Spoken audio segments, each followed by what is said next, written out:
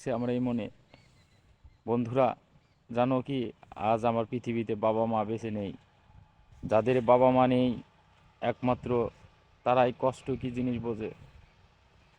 অনেক কষ্টের মাঝেও আজ আমি শুক্রবারের নামাজ পড়লাম। তোমরা যদি তোমাদের বাবা মা বেঁচে থাকে, অবশ্যই তাদেরকে ভালোবাসবে, তাদেরকে পাশে থাকবে। আজ আমার বাবা মা যদি বেঁচে থাকতো, মনের দুঃখ কষ্ট একটু হালকা করতে পারতাম।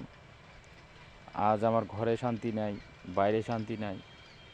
অনেক কষ্টে করে আমি এই ভিডিওটা বানাচ্ছি। বন্ধুরা, সবাই একটু সাপোর্ট করবেন আমাকে। জানি না আমার মনে কি কষ্ট। ভেবেছিলাম বিষ খাবো, কিন্তু বিষ খাওয়া মহাপাপ। ভেবেছিলাম আত্মহত্যা করব, আত্মহত্যা করা মহাপাপ।